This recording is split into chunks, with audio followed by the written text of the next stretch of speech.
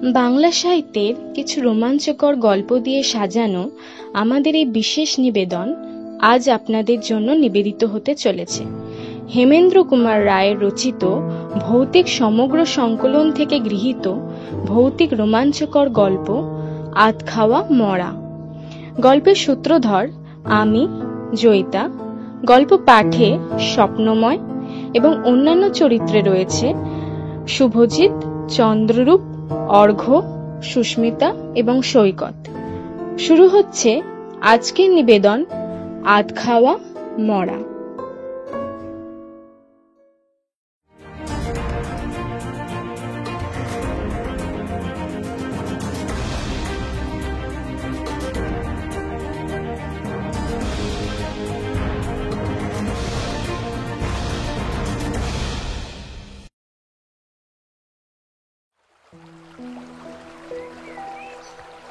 রূপনারায়ণ নদের বিরাট একটা চর। নদীর বাঁধটা একটা বিরাট অজগরের মতো এঁকে বেঁকে চলে গেছে দূর থেকে বহু দূরে। বাঁধের ধারে ধারে দুপাশেই বট, অশ্বত্থ, জাম, তেঁতুল, শিরীষ, অর্জুন প্রভৃতি গাছ মাথা উঁচু করে দাঁড়িয়ে আছে। বাঁধ থেকে নেমে খানিকটা এগিয়ে গেলেই গ্রামের সীমানা। প্রথমেই জেলেপাড়া, তার ডান দিকে বাগদিপাড়া, উত্তর দিকে বিভিন্ন জাতের লোক বাস করে। অপরদিকে রূপনারায়ণ নদ ঢেউ তুলে তরতর করে এগিয়ে চলেছে। বাঁধের ওপর দিয়ে প্রায় মাইল খানেক গেলেই রূপনারায়ণের প্রকাণ্ড চর। এই চরেই গায়ের লোকেরা মরা পোড়ায়।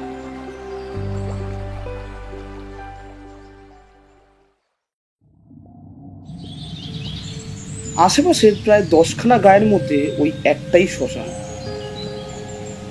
শ্মশানের কাছাকাছি অনেক নাম না জানা বড় বড় গাছ আর ঝোপঝাড়। পাড়া গায়ের শ্মশান যে কত ভয়ঙ্কর না দেখলে বিশ্বাস করা যায় না।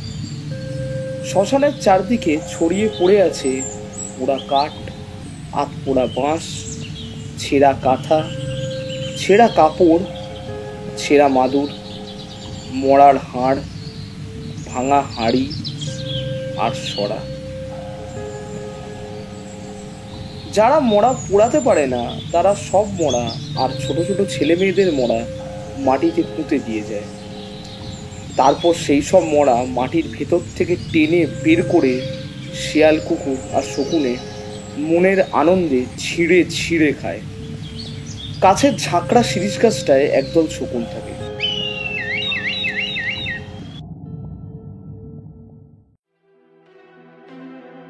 হঠাৎ একদিন ঘটে গেল একটা ব্যাপার।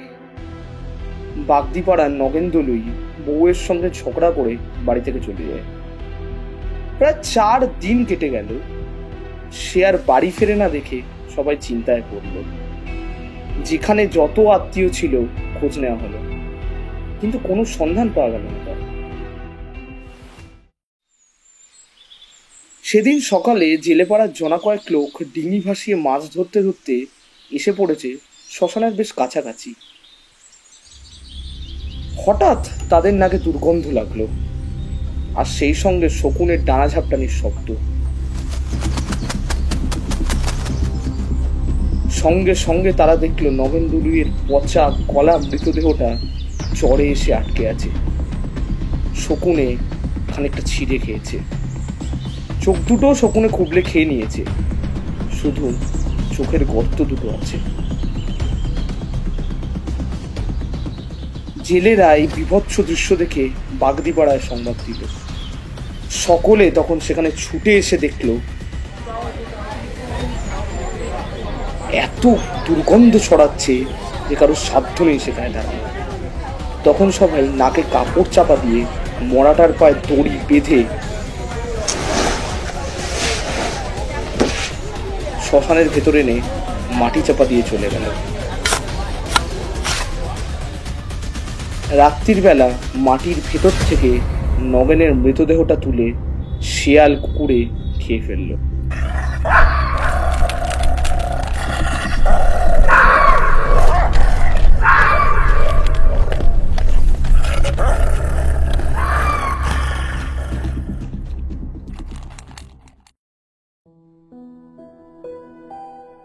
নগেন দলুইয়ের অবস্থা মোটামুটি ভালোই ছিল। তার দুটি ছেলে, তাদের বিয়ে হয়ে গেছে। তারা ভালোভাবেই বাপের শ্রাদ্ধ করল। জেলে পাড়া, বাগদি পাড়ার অনেকেই নিমন্ত্রণ খেয়ে গেল। এই ঘটনার পর প্রায় 1 মাস কেটে গেল। তারপর থেকেই নানা রকম অবিশ্বাস্য ঘটনা ঘটতে লাগলো। কখনো বাগদি পাড়া থেকে, আবার কখনো জেলে পাড়া থেকে হাঁস, মুরগি, ছাগল চুরি যেতে লাগলো।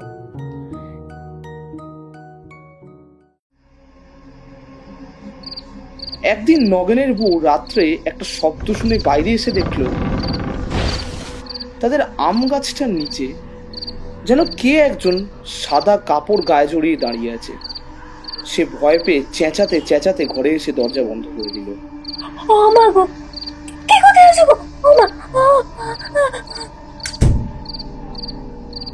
মায়ের চেঁচানি শুনে ছেলেরা হারিকেন হাতে নিয়ে বাইরে এসে চারিদিক দেখল, কিন্তু কাউকেই দেখা গেল না।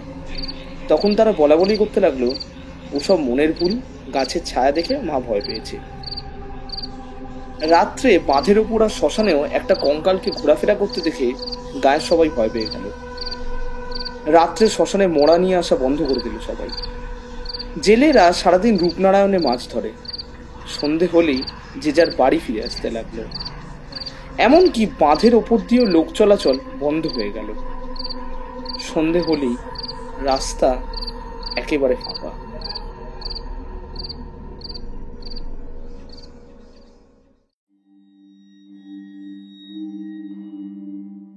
সেদিন রাখাল জেলের একটা বাছুর গেল হারিয়ে। সারাদিন খোঁজ করা হলো, কিন্তু কোথাও পাওয়া গেল না বাছুরটাকে। একদিন পরে একজন লোক শ্মশানের দিকে এসে দেখলো রাখাল জেলে সেই বাছুরটা মরে পড়ে আছে। তার আধখানা কে যেন চিবিয়ে খেয়েছে, বাকিটা পড়ে আছে একটা গাছের তলায়। খবরটা শুনে রাখাল এসে দেখলো ব্যাপারটা, কি করবে তাই সে কিছু না বলে চলে এলো সেখান থেকে। মনে মনে সে বুঝলো নগেন দলুই ভূত হয়ে সব কাণ্ড করছে। জেলেপাড়ার ফকির আর নিধিরাম ভোরবেলায় জাল কাঁধে নিয়ে মাছ ধরতে গেল। নগেনের বাড়ির পাশ দিয়েই তাদের যাবার রাস্তা, তাই তারা সেই রাস্তা দিয়েই যাচ্ছিল আপন মনে। হঠাৎ তাদের চোখে পড়ল নগেন দলুইয়ের বাস্তু ভিটেটার দিকে। অবাক হয়ে ফকির আর নিধিরাম দেখল নগেনের বাড়ির দরজার কাছে একটা আবছা মূর্তি দাঁড়িয়ে আছে।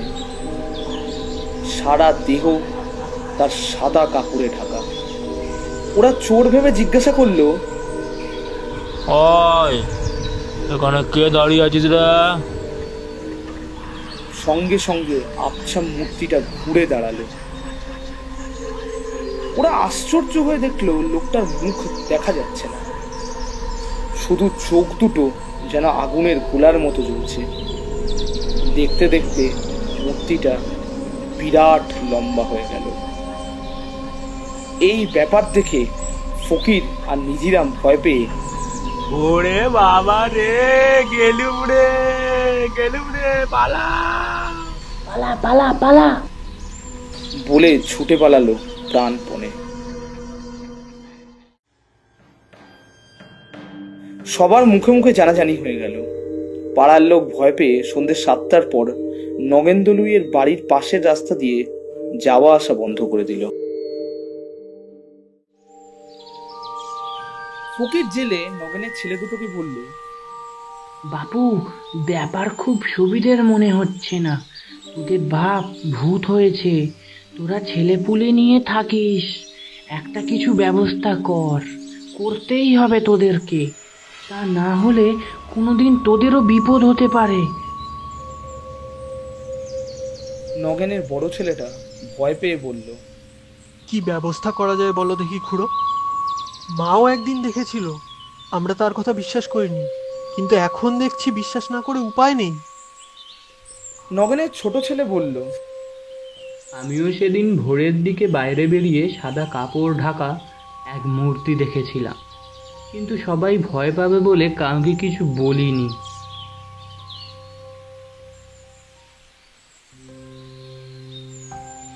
নিধিরাম সব শুনে কিছুক্ষণ ধরে কি যেন ভাবল, তারপর গম্ভীরভাবে বলল, এখানে তো তেমন ভূতের ওঝাও নেই, তবে শুনেছি মহেশপুরে একজন লোক আছে, সে নাকি ভূত ছাড়ায়। তোরা তার কাছে যা, সে কি বলে দেখ। এই পরামর্শ দিয়ে ফকির আর নিধিরাম যে যার বাড়ি চলে গেল। নগেনের বড় ছেলে তার ছোট ভাইকে বলল, মহেশপুর এখান থেকে প্রায় 4 ক্রোশের উপর, যেতে আসতে প্রায় 9-10 ক্রোশ। আজকে তো আর যাওয়া সম্ভব নয়, কাল সকালেই সাইকেল নিয়ে বেরিয়ে যাব, বিকেলে তাহলে ফিরে আসতে পারবো। এইভাবেই দুই ভাই চুক্তি করল।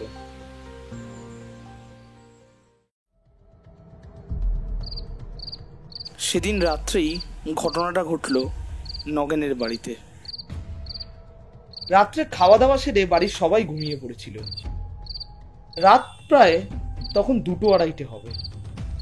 হঠাৎ হাঁস মুরগির ঘরে ছটপটানি কুক কুক শব্দ শুনে ঘুম ভেঙে গেল নগেনের বউয়ের। নগেনের বউ ভাবলো বোধহয় হাঁস মুরগির ঘরে শিয়াল ঢুকেছে। এই কথা মনে করে সে একটা হ্যারিকেন আর একটা লাঠি নিয়ে বেরিয়ে এলো ঘর থেকে। উঠোনে পা দিতেই সে দেখলো খুব লম্বা একটা লোক দাঁড়িয়ে আছে উঠোনের মাঝখানে। তার লম্বা লম্বা লিকলিকে হাত দুটো মুরগি, আর সে মুরগি দুটো ছিঁড়ে চিবিয়ে খাচ্ছে।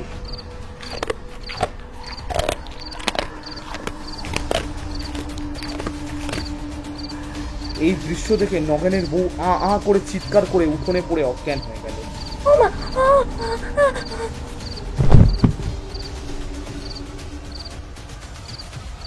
সেই শব্দ শুনে ছেলেরা বউরা সব ছুটে এলো হ্যারিকেন নিয়ে।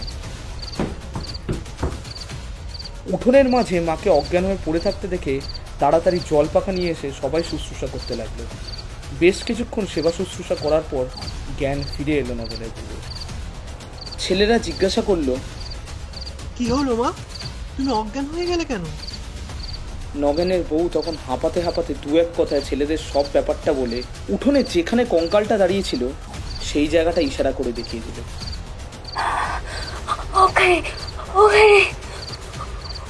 দাঁড়িয়ে আছে।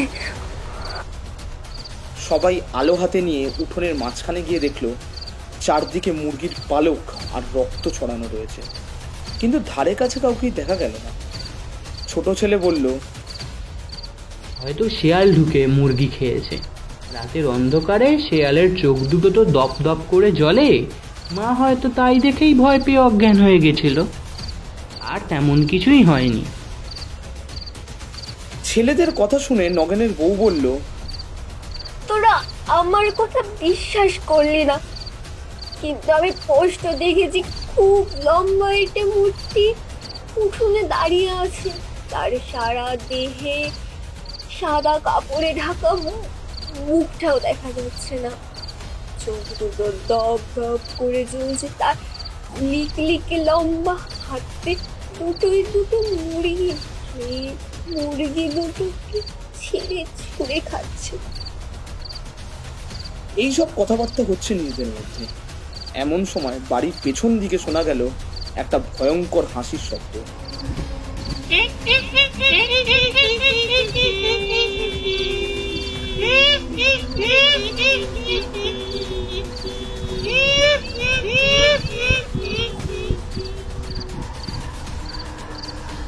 সেই হাসির শব্দ শুনলে বুক কেঁপে ওঠে।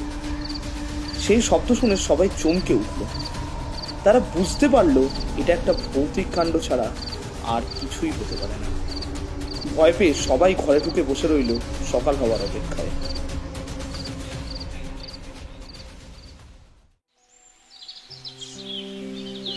পরের দিন নগেনের বড় ছেলে সাইকেল নিয়ে চলে গেল সেই প্রায় 4 ক্রোশ দূরে মহেশপুরে ওঝার বাড়িতে।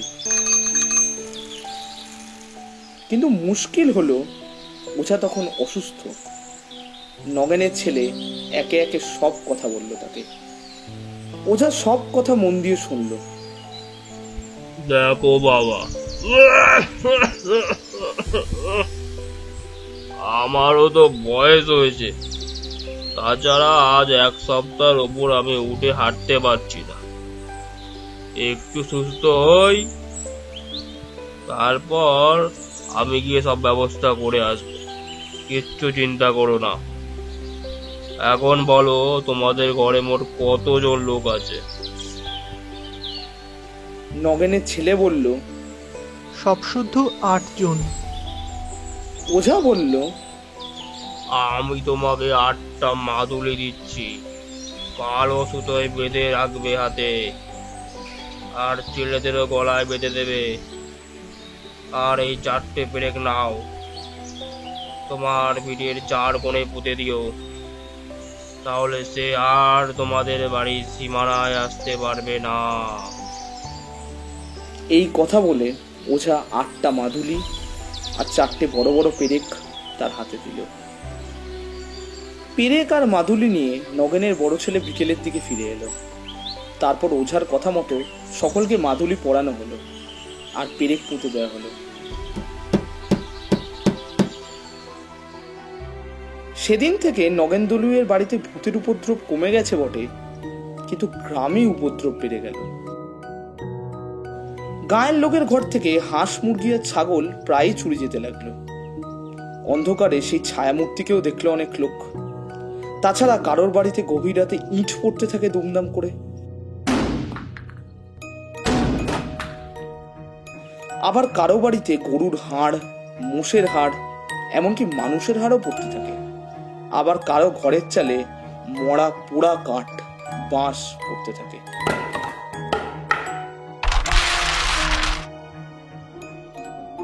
সারা গায়ের লোক ভয়ে কাঠ হয়ে গেল। সন্ধে হতে না হতেই যে যার ঘরে ঢুকে দরজা বন্ধ করে বসে ভয়ে রাত কাটাতে লাগলো।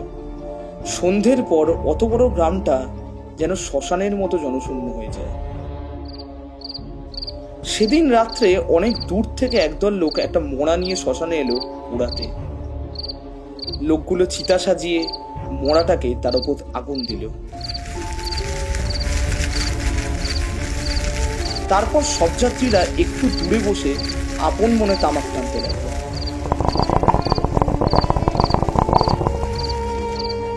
এদিকে এই অবসরে পাশের বটগাছ থেকে লম্বা লিকলিকে হাত বাড়িয়ে নগেন মোড়াটাকে চিতা থেকে তুলে নিয়ে গাছের ওপর বসে চিবিয়ে চিবিয়ে খেতে লাগলো। তামাক খেয়ে লোকগুলো চিতার কাছে এসে দেখেই অবাক হয়ে গেল। শুধু চিতাটাই জ্বলছে, কিন্তু মরার কোনো দিকে কোনো পাত্তা নেই। লোকগুলো রীতিমতো ভয় পেয়ে গেল। নদীতে যখন মালপত্র বোঝাই করা একটা বেশ বড় নৌকো বাঁধা ছিল। মাঝি বসে অপেক্ষা করছিল জোয়ারের আশায়। নৌকার ছাদের ওপর হালের কাছে বসে মাঝি তামাক খাচ্ছিল।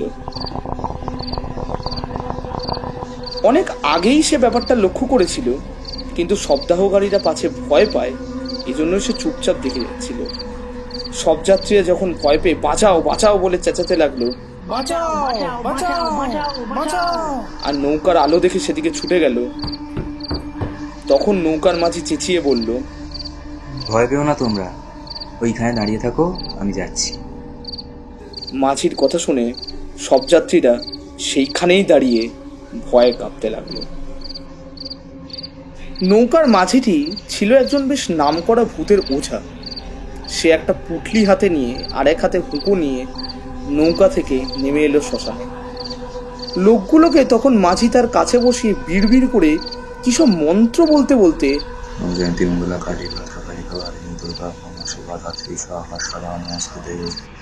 লোকগুলোর চারপাশে কি যেন সব ছড়িয়ে দিয়ে বসে হুঁকোয় 2-1টা টান দিয়ে বলল, কোনো ভয় নেই তোমাদের, ভূতের বাবারও সাধ্য নেই যে আর তোমাদের কাছে আসে। আমি গণ্ডি দিয়ে দিয়েছি, যতক্ষণ তোমরা এই গণ্ডির মধ্যে থাকবে ততক্ষণ তোমাদের ভূতে কোনো ক্ষতি করতে পারবে না। তারপর সকাল হলে বাড়ি চলে যাবে। দিনের বেলা ভূতের লোকের কাছে আসে না। একজন জিজ্ঞাসা করলো, মরাটা তাহলে গেল কোথায়? মাঝি বলল, তাকে চিতা থেকে তুলে নিয়েছে। মাঝির কথা শুনে সবাই ভয় পেয়ে ফ্যাল করে চেয়ে রইল। কারণ মুখে আর কথা নেই। মাঝি বলল, হ্যাঁ, তাকে তুলে নিয়েছে। ওদের মধ্যে একজন যুবক বলল, আগুনের ভিতর থেকে তুলে নিল কি করে? গাছের ওপর থেকে হাত বাড়িয়ে। মাঝির কথা শুনে যুবকটি যেন একটু অবজ্ঞার হাসি হাসলো। বাবা, এ জীবনে যার কত কি যে দেখবো কে জানে। বিশ্বাস হচ্ছে না বুঝি? দেখতে চাও? বেশ, দেখান তবে, তাহলে তো বিশ্বাস করব। দেখো, আবার অজ্ঞান হয়ে যাবে না তো? এখনো হয়নি যখন, আর হবার কোনো প্রশ্নই ওঠে না। বেশ, তাহলে এসো আমার সঙ্গে। এই কথা বলে মাঝি তাদের সঙ্গে নিয়ে বটগাছের ওপর ইশারা করে দেখিয়ে দিল। ওই দেখো। সকলে দেখল বটগাছের মগডালের ওপর বসে একটা বিভৎস কঙ্কাল তাদের সেই মরাটাকে চিবিয়ে চিবিয়ে খাচ্ছে।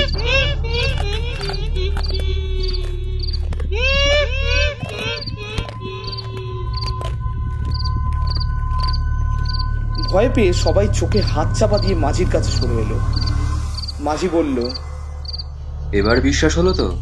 যাক, তোমাদের কোনো ভয় নেই। ও গাছ থেকে নেমে আসতেও পারবে না, আর কোথাও যেতেও পারবে না। আমি গাছটাকেই গন্ডি দিয়ে দিয়েছি। এই কথা বলে মাঝি হুঁকোটা সেখানে রেখে পুঁটলিটা হাতে নিয়ে উঠে দাঁড়িয়ে বলল, তোমরা এখানে চুপচাপ বসে থাকো। মাঝিকে চলে যেতে দেখে লোকগুলো ভয় পেয়ে কাতর ভাবে বলল, আপনি আমাদের এবার ফেলে রেখে যাবেন না? সকাল হলে তারপর যাবেন। দয়া করে সকাল না হওয়া পর্যন্ত আপনি এখানেই অপেক্ষা করুন, দয়া করে অপেক্ষা করুন। হ্যাঁ হ্যাঁ হ্যাঁ, দয়া করে আমাদের ছেড়ে যাবেন না, দয়া করুন। মাঝি হেসে বলল, ভয় নেই, আপনারা এখানে বসুন, আমি ওর পরিচয় নিয়ে আসছি। মাঝি চলে গেল বটগাছের দিকে। লোকগুলো ভয় কাঠ হয়ে বসে রইল। স্পষ্ট শোনা যেতে লাগলো মাঝি বলছে, তুই কে? আমি নগেন লুলুই, তোর বাড়ি কোথায়? মাদের ওপারের বাগদি পাড়ায়। বাড়িতে তোর কে আছে? আমার বউ, তার তুমি ছেলে, তাদের বউ আর নাতি নাতি। ঠিক আছে, তুই গাছেই বসে থাক। পালাবার চেষ্টা করলেই জ্বলে পুড়ে মরবি, কিন্তু আমি তোকে বেঁধে দিয়ে যাচ্ছি। মাঝি আবার ফিরে এলো।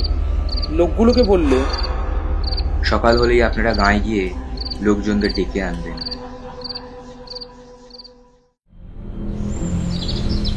দেখতে দেখতে পূর্ব দিক ফর্সা হয়ে এলো। গাছে গাছে পাখি ডেকে উঠল। একটু পরে সকালও হলো। দুজন লোক গায়ে গিয়ে এই সংবাদ দিল। গ্রাম থেকে বহু লোক এলো দেখতে। নগেন্দ্রলুইয়ের ছেলে দুটোও এলো। সবাই এলো বটগাছের নিচে। গাছের ওপর তখন কিছুই দেখা যাচ্ছে না, শুধু একটা মরা ঝুলছে দেখা। মাঝি বলল, মরাটাকে ফেলে দে নগেন। সঙ্গে সঙ্গে ধপাস করে মরাটা মাটিতে পড়ে গেল। সবাই দেখে তো অবাক। মরাটার খানিকটা মাংস কে যেন খুবলে খেয়েছে। মাঝি বলল, নগেনের ভূতি মরাটাকে চিতা থেকে তুলে গাছে নিয়ে গিয়ে বসে খেয়েছে। দিনের বেলা তো ওদের দেখা যায় না, তা না হলে আমি দেখিয়ে দিতাম। মাঝি এবার বিড়বিড় করে কিসব মন্ত্র বলে উঠতেই জয়ন্তী মঙ্গলা কালী ভদ্র কালিকা ভয়ানী দুর্গা ক্ষমা শিবরাত্রি সহা সদা নমস্তে। গাছের ওপর থেকে ক্ষণক্ষণে গলায় নগেন বলে উঠল, এবার আমায় ছেড়ে দে, ছেড়ে দে, আমায় ছেড়ে দে। মাঝি বলল, তুই একেবারে এদেশ থেকে চলে যাবি। নাকি সুরে উত্তর এলো, না, আমি যাব না, আমি এইখানেই থাকবো।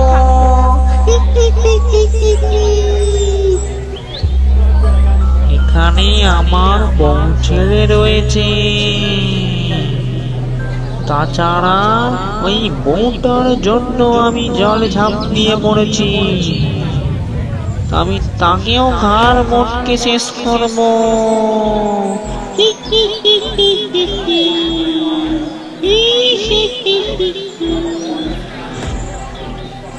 এই কথা শুনে নগেনের ছেলেরা ভয় পেয়ে মাঝিকে বলল, দয়া করে আপনি আমাদের রক্ষা করুন। মাঝি বলল, তোমাদের বাবা ভূত হয়ে কষ্ট পাচ্ছে, শুধু শুধু ওকে কষ্ট দিয়ে লাভ কি? নগেনের বড় ছেলেকে মাঝি বলল, তুমি গয়ায় গিয়ে ওর নামে পিণ্ডি দাও, তাহলেই তোমার বাবা প্রেত জনি থেকে উদ্ধার পাবে। তখন গায়ের একজন বয়স্ক লোক বলল, এখন ওরা কি করবে? যদি আজ রাতেই কারো ঘাড়ে মটকে দেয় বা গ্রামবাসীদের কোনো ক্ষতি করে?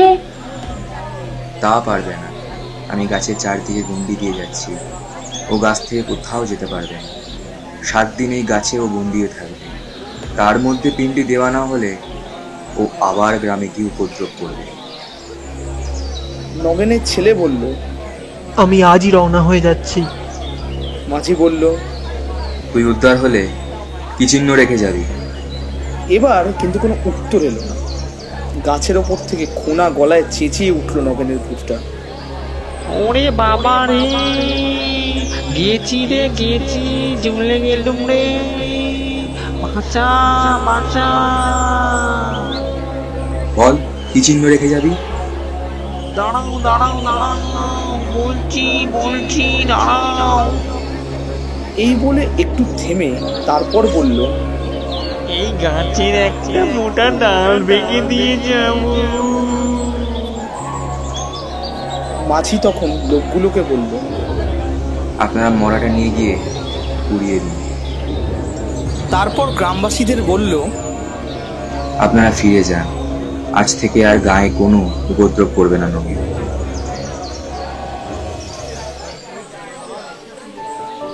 এই কথা বলে মাঝি ফিরে গেল নৌকায়। সব যাত্রীরা আবার নতুন করে চিতা সাজিয়ে আখ খাওয়া মরাটাকে পুড়িয়ে ফিরে গেল যে যার ঘরে। নগেনের বড় ছেলে রওনা হয়ে গেল গয়ায়। সে যেদিন নগেনের নামে গয়ায় পিণ্ডি দিল, সেই দিনই দুপুরে মড়মড় করে ভয়ঙ্কর শব্দে বটগাছের একটা ডাল ভেঙে পড়ল।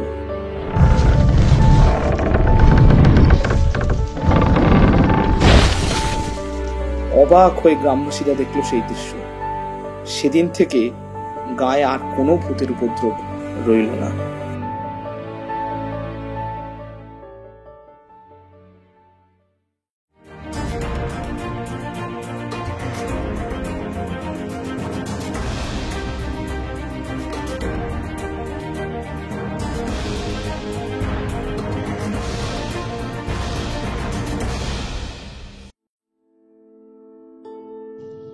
এতক্ষণ শুনছিলেন আধ খাওয়া মরা। গল্পটি ভালো লাগলে অবশ্যই লাইক করুন, শেয়ার করুন এবং আরও ভালো ভালো গল্প পেতে আমাদের চ্যানেলটি সাবস্ক্রাইব করুন। শুনতে থাকুন, সঙ্গে থাকুন।